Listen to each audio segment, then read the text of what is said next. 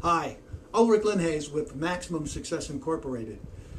And what I'd like to talk about on this tape is the anatomy of a sale. Not just selling a product or a service, but don't we sell when we are trying to get an idea across to someone else? Isn't that a selling opportunity? Of course it is.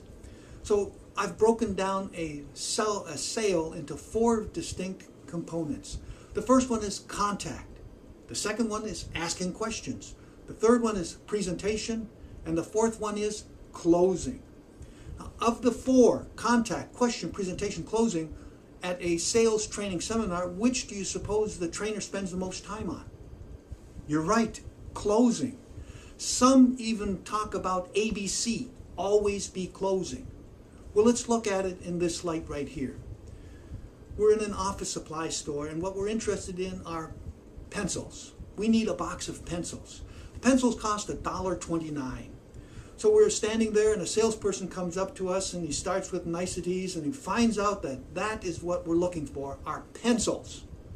So now the salesperson begins one closing technique after another, after another, after another. Let me ask this question. How many people would be willing to spend $1.29 just to get out and get away from this obnoxious salesperson?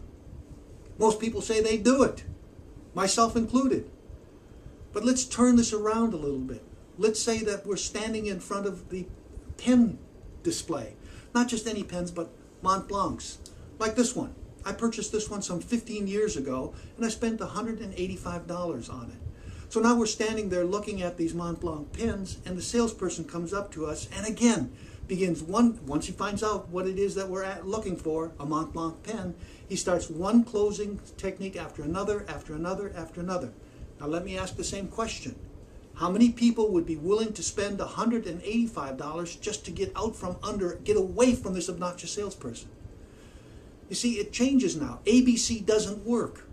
Here's another thing. When we meet someone in the office and we talk about our experience at the office supply store, how are we going to talk about the salesperson? We're going to warn them, don't go into that store. So ABC absolutely doesn't work. But let's get back to contact, question, presentation. Contact. Here's what I talk about. Stop, look, listen. Stop thinking about what you're going to say next. Start looking, watching your customer. What are they doing with their hands? What are they doing with their face? What are they doing with their body? You need to start paying attention to what is going on in front of you. And listen. By listen, I mean to listen to more than just words. You see, words are only 7% of the overall conversation that we have with someone.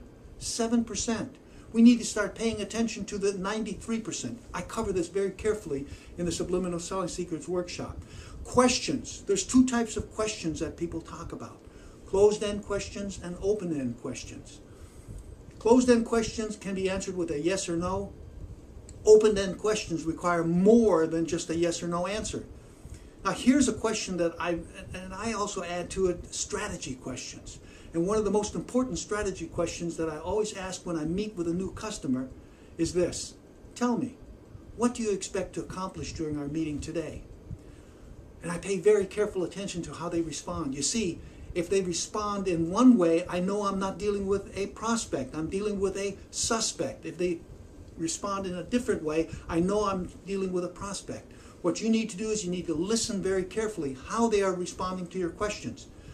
The presentation, why, what, how, and the consequences if you do what I'm saying and the consequences if you don't do what I'm saying. Whether the customer asks these questions or not, you need to address each and every one of them very carefully. Why, what, how, consequences if you do it, consequences if you don't do it. Just very briefly covered all of the things that you need to be focused on when you're dealing with a customer or in just general communications. Contact, questions, presentation, closing. I need to address this one last item on questions. Closed-end questions. Remember we talked about open-end and closed-end? Closed-end questions can be answered with a yes or a no. Should you use closed-end questions? The answer is yes. You see that magic word that I just had? Yes.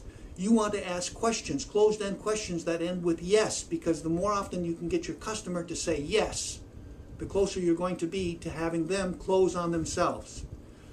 Ulrich Leinhase wishing you maximum success. See you at the Subliminal Selling Secrets Workshop. Take care.